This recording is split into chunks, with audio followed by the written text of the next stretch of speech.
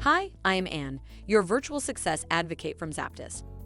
ZAPTEST is a leading free and enterprise software test automation and RPA tool. To use the ZAPTEST free edition, check out our website, ZAPTEST.com.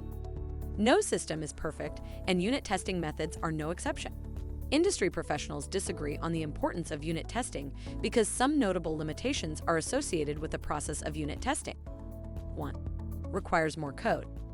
While unit testing can save you in the long run, it does require extensive coding to test the components.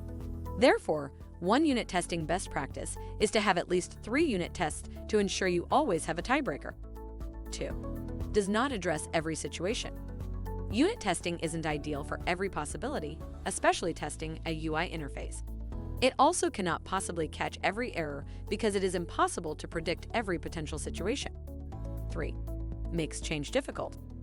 Shoring up individual components creates a stronger program. What happens when you need to change or update that program? It is more challenging to alter a system that is so insulated against errors without disrupting the overall function.